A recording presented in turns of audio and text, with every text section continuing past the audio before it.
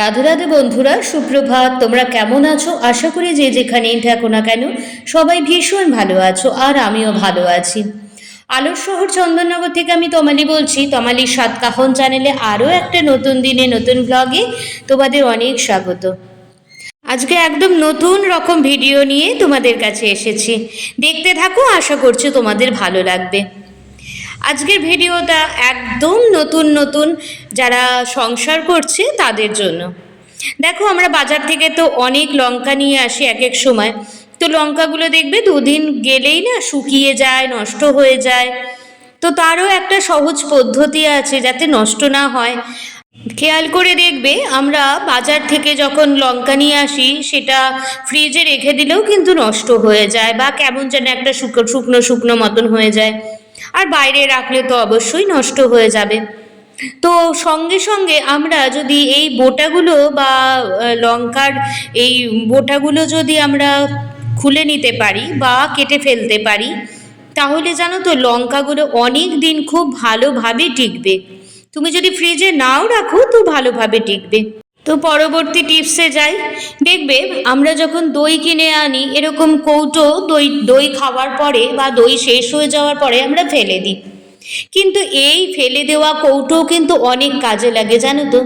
আর আমরা বাজার থেকে ধনেপাতা আনি, কয়েকদিন পরেই দেখবে ধনেপাতাগুলো একদম শুকনো হয়ে যায়, হলুদ হয়ে যায়।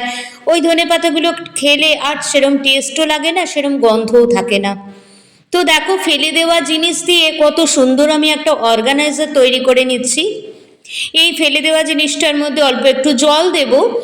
জল দেওয়ার পরে ধনেপাতাগুলো, বাজার থেকে যেই ধনেপাতাগুলো আনা হয়েছে সেই ধনেপাতাগুলো আমি সেই জলের মধ্যে ডুবিয়ে রাখবো, এই কাপটার মধ্যে আর কি। তো জলটা কিন্তু আমরা পুরোপুরি দেব না, ওই জাস্ট ডাঁটাগুলো ডুববে এরকম, মানে ধনেপাতার ডাঁটাগুলো ডুববে এরকম ধরনের দিলেই হবে। দেখবে বহুদিন টাটকা সতেজ থাকবে। চলো তাহলে পরবর্তী টিপসে যাই। আমরা তো বাজার থেকে চাল কিনে আনি, কিন্তু চালটা দেখবে কয়েকদিন পরে পোকা ধরে যায়। তাই আমরা চালটা যদি একটা বয়েমের মধ্যে ঢুকিয়ে রাখি, এবং সবার বাড়িতেই দেখবে নিম পাতা থাকে, তো নিম পাতা আমরা যদি রেখে দিই ভালো করে ধুয়ে পরিষ্কার করে, এই চালটার মধ্যে যদি রেখে দিই, বহুদিন চাল ভালোভাবে থাকবে এবং কোনো পোকা হবে না। পরবর্তী টিপসের জন্য আমি একটা কাগজ নিয়েছি, যেই কাগজটা কাপড়ের মধ্যে থাকে দেখবে, বা চুড়িদারের মধ্যে থাকে। এই কাগজগুলো কিন্তু আমরা ফেলেই দিই, বলো। তো এই কাগজগুলো ফেলে দেওয়ার আগে যদি আমরা একটু ব্যবহার করে নিই, কেমন হয় তাহলে?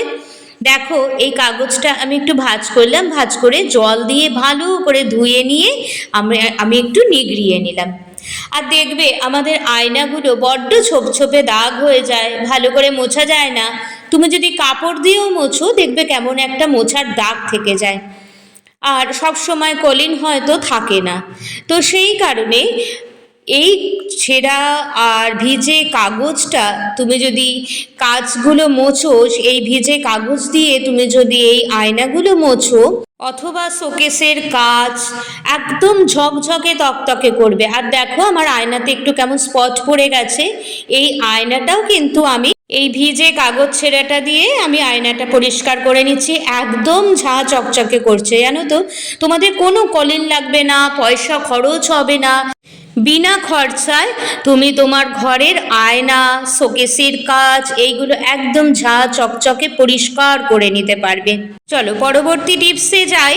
দেখবে সবার বাড়িতেই এরকম মিক্সার মেশিন থাকে, যার মাধ্যমে মশলা পেশাই করা হয় বা মশলা বাটা হয়। মশলা বাটার পরে দেখবে এই মেশিনের মধ্যে কিছু মশলার কষ বেরোয়, যেটা থাকলে বড্ড নোংরাও লাগে, আর আস্তে আস্তে এই মেশিনটা আটকে যাবে। তো তার জন্য আমি একটা ওই ধূপকাঠি জ্বালানোর পরে যে কাঠিটা থাকে, সেই কাঠির সাথে একটু তুলো পাকিয়ে নিয়েছি। পাকিয়ে নেওয়ার পরে একটু তেল দিয়ে, সেটা নারকেল তেল হতে পারে, সর্ষের তেল হতে পারে, নারকেল তেল হলে বেশি সুবিধা হয় আর কি।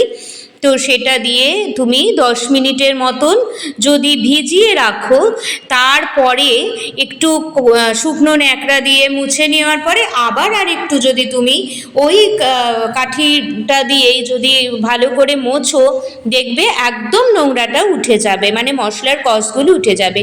তোমরা দেখতেই পাচ্ছ তুলোর মধ্যে পুরো মশলার কষ লেগে রয়েছে। তো আমার মিক্সচার মেশিনটাও কিন্তু অনেকটা পরিষ্কার হয়ে গেছে। এরকম তো প্রত্যেকের বাড়িতেই থাকে, আমরা যখন মেশিনটা যখন আটকে যায় তখন দোকানে নিয়ে যেতে হয়, কিন্তু এইগুলো কোনো ঝামেলা ঝঞ্ঝাট ছাড়াই বিনা খরচাতে বাড়ির মধ্যে যা রয়েছে সেটা দিয়েই তুমি যদি আগে থেকে ভালো রাখো, আগে থেকে পরিষ্কার পরিচ্ছন্ন রাখো, তাহলে কিন্তু মিক্সার মেশিনটা খুব ভালো থাকবে এবং বহুদিন টিকবে, তার জন্য এক পয়সাও খরচ করতে হবে না। আর দেখো আমার পরিষ্কার ঝা চকচকে হয়ে গেছে। এবার আমি তারটা আস্তে আস্তে পেঁচিয়ে পেঁচিয়ে আমার ঘরে বা পড়ে থাকা ক্লাচার যেটা আমরা ব্যবহার করি না সেটা দিয়ে আমরা এই তারটাকে আটকে রাখবো।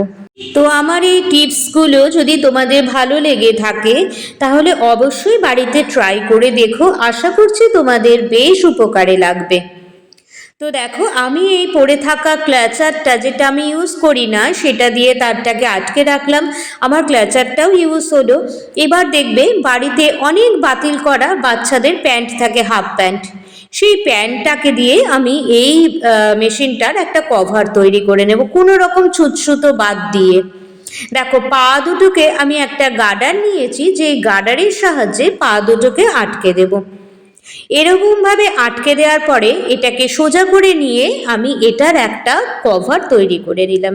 তো আজকের ভিডিওটা এইটুকুই, নেক্সট ভিডিওতে আবার তোমাদের সাথে দেখা হবে, টাটা।